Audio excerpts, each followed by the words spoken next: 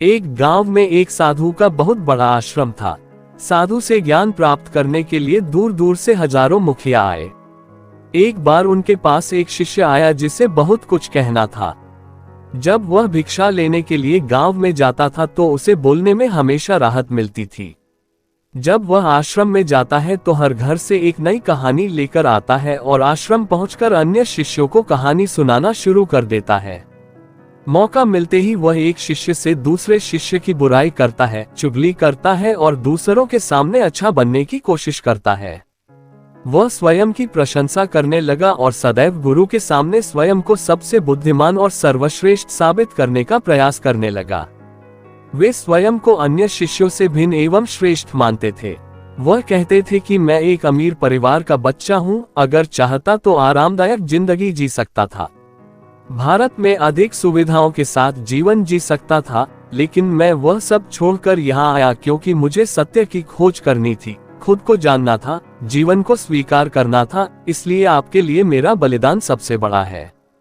एक दिन गुरु ने आश्रम के सभी शिष्यों को बुलाया और कहा, अगले 1 महीने तक आप सभी को कुछ न कुछ संकल्प लेना होगा। इससे आपकी संकल्प शक्ति मजबूत होगी और आप में आत्मविश्वास जग जाएगा। आप सभी अपनी क्षमता और अपने साहस के अनुसार कोई भी संकल्प ले सकते हैं और यदि 1 महीने से पहले आपका कोई भी संकल्प टूट जाएगा तो वह अपनी पुरानी दिनचर्या पर लौट आएगा। सभी शिष्यों ने अपनी शक्ति और साहस के अनुसार छोटे बड़े संकल्प लिए और गुरु को अपने बड़े संकल्प के बारे में बताकर चले गए। लेकिन वह शिष्य जो खुद को सबसे बड़ा समझता था, वह इस दिन खुद को सबसे अलग और सबसे बड़ा दिखाना चाहता था। मैं गुरु की कुटिया पर पहुंचा और कहा कि मैं गुरु जी के लिए कोई छोटा मोटा संकल्प नहीं लेना चाहता, बल्कि मैं अपने जैसा ही एक महान और बड़ा संकल्प लेना चाहता हूं। कृपया मुझे बताएं कि कौन सा बल्ब है। उसकी यह बात सुनकर गुरु मुस्कुराए और बोले, क्या तुम मेरे द्वारा दिए गए संकल्प को पूरा कर पाओगे? क्या इसे पूरा करना आपके लिए संभव होगा? शिष्य ने कहा, अब नए गुरुदेव मुझे जो भी संकल्प देंगे मैं उसे अवश्य पूरा करूंगा। कुछ पल सोचा और फिर कहा कि अगले 1 महीने तक तुम्हें चुप रहना है, तुम्हारे मुंह से एक भी शब्द नहीं निकलेगा, ये तुम्हारा संकल्प है, बोलो तुम इसे पूरा कर पाओगे? शिष्य ने हंसते हुए कहा, गुरुदेव क्या ये भी कोई संकल्प है? बहुत आसान है, मुझे 1 महीने तक चुप रहना होगा। मुझे कोई बड़ा संकल्प बताएं जो मेरी योग्यता के लायक हो और जिसे पूरा करने में मुझे दिक्कत हो। गुरु ने कहा कि पहले तुम ये संकल्प पूरा करके दिखाओ। शिष्य ने गुरु की बात मान ली और वह इस समय चुप रहा। वह मुड़ा और झोपड़ी से बाहर चला गया। उसे चुप रहना बहुत आसान लगता था, इसलिए वह किसी तरह एक दिन तो चुप रहा, लेकिन दूसरे दिन से उसकी मां पर न बोलने का बोझ बढ़ने लगा। तीसरे दिन उन्हें बहरापन महसूस होने लगा और चौथे दिन के समय उनके अंदर एक अजीब सी बेचैनी होने लगी, क्योंकि आश्रम के सभी शेख एक दूसरे से बात कर रहे थे। वह भी उनके सामने अपनी बात रखना चाहता था और उन्हें चुप कराना चाहता था, लेकिन उसकी जिद उसके आड़े आ रही थी, इसलिए उसने सारा दिन उनसे बातें करते हुए ही बिता दिया, राहत मुंह और आंखें बनाते हुए। इसी तरह कुछ दिन और बीते और शिष्य बीमा चौकी पर गया। उसका सिर फट रहा था, उसकी माँ उसे खाने पीने भी नहीं दे रही थी, वो केवल बोलना चाहता था। वह गया, गुरु उसके सामने बैठे और उसे लिखा। गुरुदेव से कहा, मैं बोलना चाहता हूँ, बिना बोले मुझे सांस नहीं आती, मेरी सांसें फूल रही हैं, मैं अंदर ही अंदर पागल हो रहा हूँ, क्या करूँ कि मेरा संकल्प टूट जाए? ये पढ़कर गुरु मुस्कुराए और बोले कि संकल्प तो तोड़ने के लिए ही होते हैं, लेकिन जो अपने संकल्प को पूरा करने में देर कर देता है उसकी आंतरिक शक्ति बढ़ जाती है, और जिसकी आंतरिक शक्ति बहुत देर हो जाती है वह समझ और जागृति के आधार पर आगे बढ़ता है। संकल्प लेना भी आपके हाथ में था और उसे तोड़ना भी आपके ही हाथ में था। आपके कई भाई पहले ही अपना संकल्प तोड़ चुके हैं और अपनी पुरानी दिनचर्या पर लौट आए हैं। अगर आप इसे सहन नहीं कर सकते तो आप अपना संकल्प तोड़कर अपनी पुरानी दिनचर्या पर भी लौट सकते हैं, लेकिन याद रखें कि आज अगर आप ये छोटा सा संकल्प लेते हैं, यदि आप सावधान नहीं रहेंगे तो आप अपना शेष जीवन कैसे संभाल पाएंगे? बाकी फैसले पूरी तरह आपके हाथ में हैं। गुरु के इन शब्दों ने दर्पण के हृदय पर गहरी चोट की। वह बिना कुछ कहे वहां से वापस चला गया और खुद को अपना पिता मानने लगा। उन्होंने खुद को झोपड़ी तक सीमित कर लिया और केवल अपने जरूरी काम के लिए ही झोपड़ी से बाहर निकले। बाकी समय राहत झोपड़ी के अंदर बैठे रहे। 15 दिन बीत चुके थे और आश्रम के लगभग सभी शिष्यों का संकल्प अब टूट चुका था, लेकिन उनका संकल्प अभी भी जारी था। लेने के बाद से उसने एक शब्द भी नहीं बोला था। सर आश्रम को आश्चर्य हुआ कि जो व्यक्ति इतनी बातें कर सकता है वह इतना गुप्त हो गया है। 15 दिनों तक मार खाने के बाद वह फिर अपने गुरु के पास गया और पत्र लिखकर बताया कि गुरुदेव, मैं बाहर से तो चुप रहता हूँ, लेकिन अंदर बहुत सी आवाजें हैं, बहुत सारी सीख हैं, बहुत बुखार है और शिकायतें हैं। मैं अंदर से बात करता हूँ, मुझे राहत मिलती है। मेरी माँ हर तरह के सवाल पूछती है, मुझे राहत मिलती है, और मैं बाहर से जितना चुप हूँ, अंदर से उतना ही शोर हूँ। क्या ऐसे ही मैं भारत बन गया? मेरा संकल्प अभी भी जारी है। गुरु ने कहा, हाँ, तुम्हारा संकल्प अभी भी जारी है, लेकिन जब तक लोगों की आवाज तुम्हारे कानों तक पहुंचती रहेगी, तुम्हारी माँ बोलती रहेगी, क्योंकि उन्हें बोलने की आदत है। भले ही तुम बाहर से चुप रहो, लेकिन अंदर से चुप रहो। आप अंदर ही अंदर बोलते रहेंगे। आपको इन बटनों से, इन आवाजों से दूर जाना होगा। शिष्य गुरु को प्रणाम करके वहां से चला जाता है और सुबह होते ही वह अपनी कुटिया छोड़कर जंगल की ओर चला जाता है। कई दिन बीत जाते हैं, समाधान का समय भी समाप्त हो जाता है, लेकिन शिष्य कभी वापस नहीं आता। आश्रम में सभी लोग डर गए कि कहीं जंगली जानवरों ने उन्हें अपना शिकार तो नहीं बना लिया है। इस बीच उसे ढूंढने की काफी कोशिश की गई, लेकिन पता नहीं चला। सभी गुरु भाइयों ने उसे अपना शिकार समझ लिया। जंगली जानवरों ने उसे अपना शिकार बना लिया, लेकिन गुरु ने ऐसा नहीं सोचा। एक दिन आश्रम का एक और शिष्य गुरु के पास आया और बोला, गुरुदेव, हमारे भाई का क्या हुआ होगा जो बहुत ज्यादा बोलता था? क्या जानवर उसे मार देते? गुरु ने कहा कि यह हो सकता है कि जानवरों ने उसे अपना शिकार बना लिया हो, लेकिन उसके क्रोध शक्ति के बढ़ने का एक और कारण हो सकता है। शायद उसे वह मिल गया है जिसके लिए वह गया था। तब शिष्य ने पूछा, गुरुदेव, क्या ज्यादा बोलना इतना हानिकारक हो सकता है? गुरु ने कहा, मनुष्य के जीवन के अनेक दुखों में से एक दुख ये भी है कि वह कभी चुप नहीं रह पाता। एकमात्र राहत यह है कि हमेशा कुछ न कुछ कहते रहें। हमारे आधे से ज्यादा दुख हमारे बोलने से उत्पन्न होते हैं। परिवार में ज्यादातर झगड़े हमारे कारण होते हैं। हमें बेमतलब बोलना पड़ता है। हम में से कोई भी चुप नहीं रहना चाहता।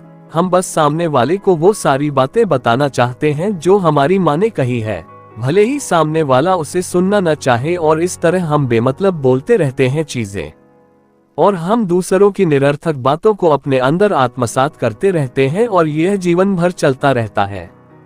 यह एक राहत है, लेकिन इस समझ की कमी में हम अपना समय, अपना जीवन, अपनी समझ और सबसे महत्वपूर्ण वे अनमोल क्षण बर्बाद कर देते हैं जिन्हें आनंद के रूप में अनुभव किया जा सकता है। वैभव हो, शक्ति हो, ये सब हमें दिया गया है, लेकिन बदले में हमें क्या मिलता है? ये कुछ भी नहीं है। सब कुछ बर्बाद और बर्बाद हो गया है। इस पागलपन में हमने कितने अनमोल पल दिए हैं। इसका एहसास केवल कुछ लोगों को होता है। बाकी ऐसे हैं जैसे उन्हें अपने आने के बारे में भी पता नहीं है, उन्हें अपने बारे में भी नहीं पता है। इस प्रकार वे कभी भी अपने जीवन के बारे में नहीं जानते हैं। वे कभी भी खुद को खोजने में सक्षम नहीं होते हैं। शिष्य ने पूछा, तो गुरुदेव, फिर इसका समाधान क्या है? गुरु ने कहा, पुरी। अपने विचारों को जागरूकता के साथ देखना ही वर्तमान में रहकर सभी मानसिक समस्याओं के बारे में सोचने का एकमात्र तरीका है। पूरी जागरूकता के साथ अपने विचारों को कम करने से जीवन में चमत्कारी परिवर्तन आते हैं। कुछ लोग हमेशा चिंता करते रहते हैं, लेकिन उन्हें चिंता करने की बजाय सोचना विचारना चाहिए। ऐसा करने से ही मनुष्य को अपने आंतरिक स्वभाव का पता चलता है। इसके बाद शिष्य उनके प्रश्नों का उत्तर देता है और गुरु को प्रणाम कर उनके पास से चला जाता है। उस बातूनी शिष्य को आश्रम छोड़े हुए 3 महीने बीत गए, लेकिन उसकी कोई खबर नहीं मिली। अब तक सभी गुरु भाइयों ने उसके लौटने की उम्मीद छोड़ दी थी, लेकिन एक दिन वह वापस आश्रम लौटता है और उसे देखकर सभी के आश्चर्य और खुशी की सीमा नहीं रहती। लेकिन अब वह जो यहाँ से चला गया था वह वहाँ नहीं था, और वो तैयार होकर वापस आ गया था। उनमें एक अद्भुत बदलाव महसूस किया जा सकता था। उसके चेहरे पर एक अजीब सा ठहराव और आंखों में बड़ी शांति थी। आश्रम पहुंचते ही सभी गुरु भाइयों ने चारों ओर से उनका स्वागत किया और उनसे बातचीत करने लगे। वह भी गुरु भाइयों से बातचीत करने लगे। जिन शिष्यों ने उनसे बात की, उन्हें एहसास हुआ कि वह अब पहले की तरह अधीर और बातूनी नहीं रहे। वे अपने मुंह से एक एक शब्द बड़े जटिल और मधुर ढंग से बोल रहे थे। वे गुरु भाइयों से थोड़ा डरते थे। बात करने के बाद वह सीधे गुरु की ओर चला गया। उसने गुरु के पैर छुए और कहा, गुरुदेव, क्या मैं अब तक चुप हूँ? क्या मेरा संकल्प अभी भी जारी है? गुरु ने कुछ डर से शिष्य की आंखों में ध्यान से देखा और फिर बोले कि हाँ, आप अभी भी चुप हैं। आपके मुंह से एक भी शब्द नहीं निकल रहा है और आपका संकल्प अभी भी जारी है। शिष्य ने कहा, गुरुदेव, जब मैं आश्रम से निकला तो मैं मुंह से तो चुप था, लेकिन मेरे अंदर माँ जैसी आवाज बहुत थी। ऐसे कई सवाल थे जिनका जवाब नहीं मिल रहा था। इसलिए मैं इस उम्मीद से जंगल में चला गया कि वहां मुझे शांति मिलेगी और मेरी माँ की बकबक कम हो जाएगी। लेकिन जितना अधिक मैं एकांत में जाता गया, मेरे अंदर की आवाज उतनी ही तेज होती गई। जब मुझे पुरानी आवाज सुनाई देने लगी तो कहानी पढ़ने के बाद मुझे एहसास हुआ कि मैं कितना गलत कर रहा था। जब मैं अपने परिवार, दोस्तों या गुरु भाइयों से बहुत अच्छी अच्छी बातें कहता था तो उस समय मुझे लगता था कि मैं सही कर रहा हूँ।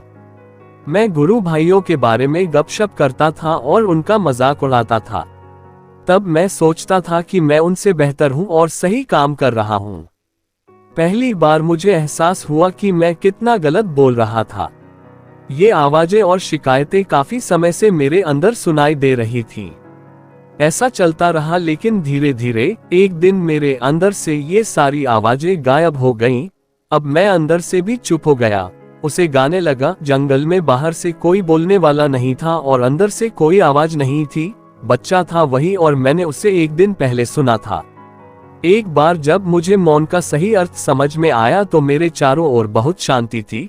हालांकि मुझे अभी भी वे आवाजें सुनाई दे रही थी जो पहले भी आई थी, लेकिन मैं उन्हें सुन नहीं पा रहा था। लेकिन अब वे सभी आवाजें मुझे स्पष्ट रूप से सुनने की अनुमति दे रही थी। हवा का बहना, पक्षियों के चहचहाने की आवाज और पानी के बहने की आवाज, ये सारी आवाजें मैंने पहली बार पूरी चेतना के साथ सुनी।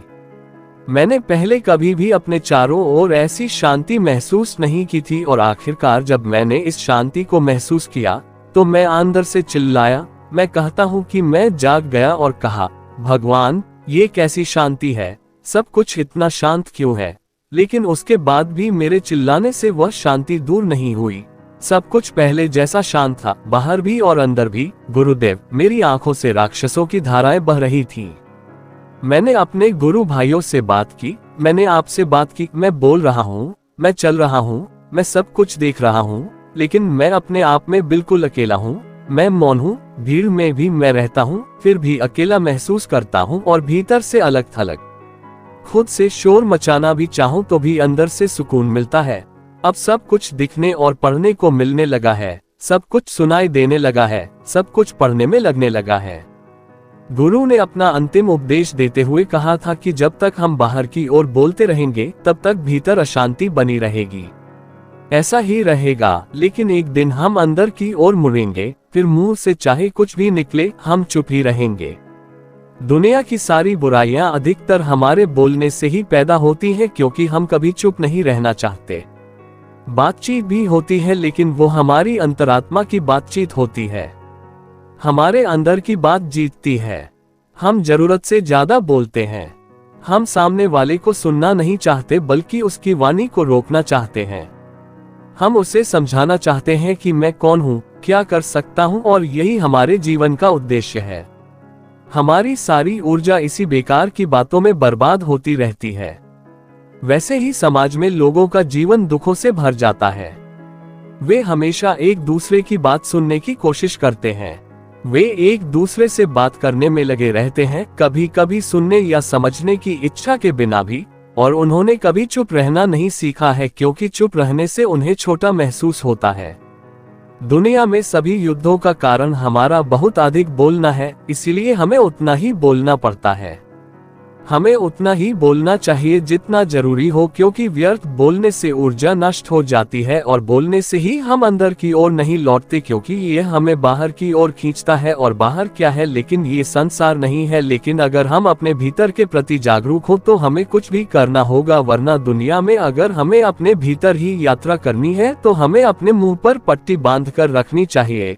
इसलिए जितने भी ज्ञानी लोग प्रबुद्ध हुए वे सभी एकांत में रहे, ताकि उन्हें ज्यादा न बोलना पड़े, न ही ज्यादा सुनना पड़ता है। वे एकांत में रहते हैं और चुप रहते हैं। इसलिए कोई भी आसानी से अपने भीतर की यात्रा कर सकता है, लेकिन अगर कोई चाहे तो एकांत में रह सकता है और दुनिया में रहकर भी शांत रह सकता है। लेकिन इसके लिए उसे अपनी ऊर्जा बचानी होगी, जिसे वह अब तक अपनी बेकार बातों में बर्बाद करता आया है।